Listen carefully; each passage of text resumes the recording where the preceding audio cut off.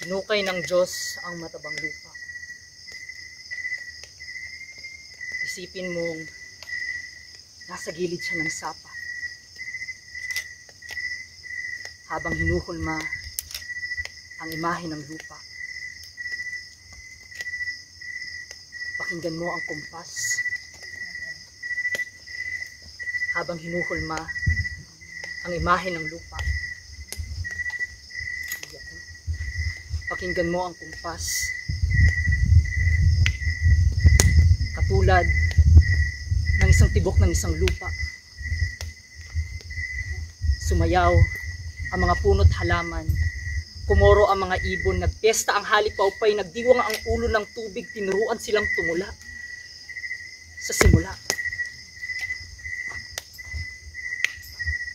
Nabuo ang lupa. Ngunit, nang dumating ang mga umangkin ng titulong nakaimprenta sa kanilang dila, binigyan sila ng dalawang opsyon.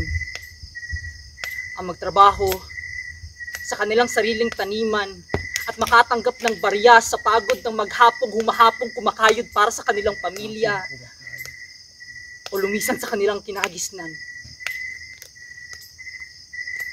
na wala ang tibok. Ang iba'y humawak ng armas. Pakinggan mo ang kumpas. Hindi ito isang yabag ng yapak ng mga paa sa paglisan. Ni hindi alikabok na nabura sa mapa ng lipunan.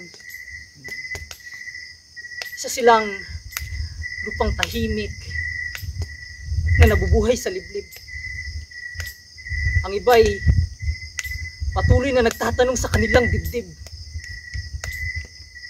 Ang iba'y namatay na ng kalahati. Ang iba'y naghihingalo na ng kalahati. Ang iba'y hinahagilap ang kalahati at kailan tayo na buo ng sinasabing mundo. Ang iba'y naghihingalo.